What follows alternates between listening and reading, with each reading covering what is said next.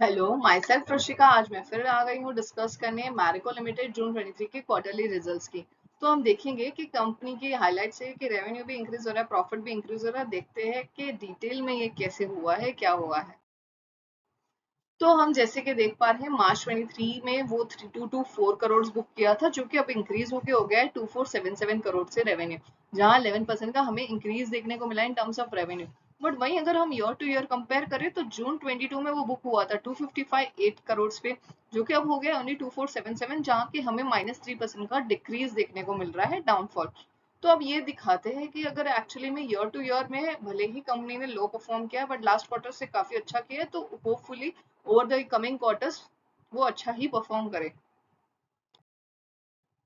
अब हम बात करेंगे उनके इंपॉर्टेंट सेगमेंट जहां पे उन्हें सबसे ज्यादा ये चेंज देखने को मिल रहा है। तो इंटरनेशनली उनका 7% से रेवेन्यू इंक्रीज हुआ है और इंडियन में उनका 9% से इंक्रीज हो रहा है रेवेन्यू। प्रॉफिट्स में अगर हम देखेंगे तो नेट प्रॉफिट आफ्टर टैक्स जून 22 में था 15%, मार्च 23 में वो हो गया 14% और अब जून 23 में वो हो गया 18%। तो ये दिखाता है कि रेवेन्यू के इंक्रीज के साथ साथ उसका प्रॉफिट भी इंक्रीज हो रहा है compare to March 23 and June 22। तो ओवरऑली देखेंगे तो रेवेन्यू एक सर्टेन इंक्रीज दिखा रहा है, प्रॉफिट में भी काफी अच्छा चेंज देखने को मिल रहा है। और जो इम्पोर्टेंटली जहां से हमें इबिट ज्यादा प्रॉफिट ज्यादा अर्न करने मिल रहा है वो है इंटरनेशनल मार्केट से, जहाँ पे 28% का मिलता है और इंडिया से 23% का रेवेन्यू हमें प्रॉफिट देखने को मिलता है। अब हम बात करेंगे उसके इम्पोर्टेंट कॉस्ट की।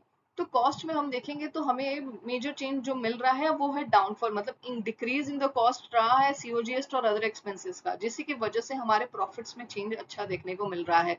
अब रही बात इबिटा मार्जिन की, तो मार्च 23 में वो 17.54 था, जो कि अब बढ़ के डायरेक्टली हो गया 23.1। यहाँ पे भी अच्छा दिख रहा है मार्जिन। तो कंपनी का ओवरऑल नहीं देखेंगे तो काफी अच्छा रहा है परफॉर्मेंस।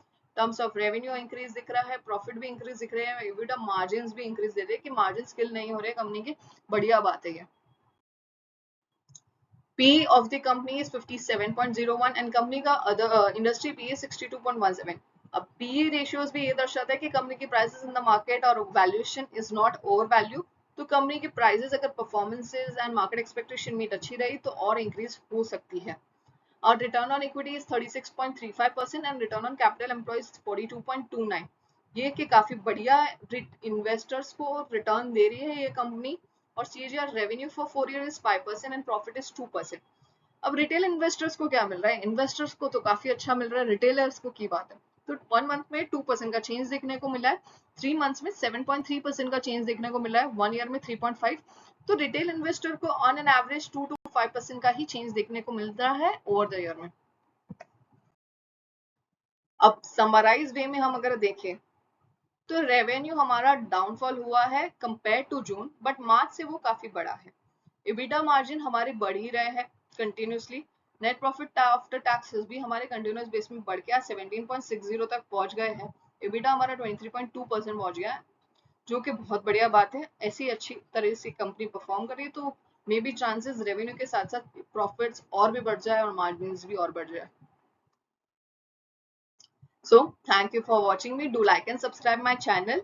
और आपको वैसे ही अच्छी और लेटेस्ट वीडियोस अपनी देखनी है फाइनेंशियल्स की, तो मेरे चैनल को लाइक करिए और सभी लोगों के साथ शेयर करिए जल्दी से जल्दी, ताकि आप सबसे पहले हो जिससे ये वीडियोस की नोटिफाइड मिले।